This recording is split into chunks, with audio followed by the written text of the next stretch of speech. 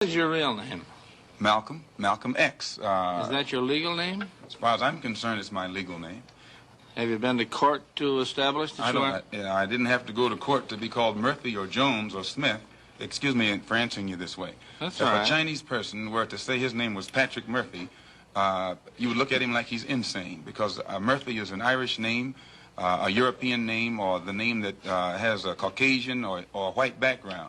And a yellow person, Chinese is a yellow man, and he has nothing to do or no connection whatsoever with the name Murphy.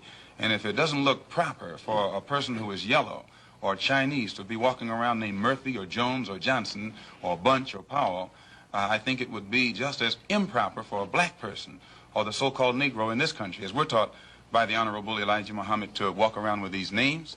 And therefore he teaches us that during slavery, the same slave master who owned us put his last name on us to denote that we were his property.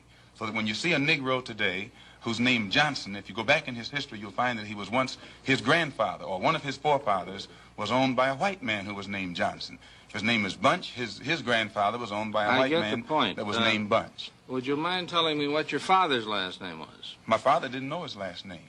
My father got his last name from his grandfather, and his grandfather got it from his grandfather, who got it from the slave master. The real names of our people were destroyed during slavery. Was there any line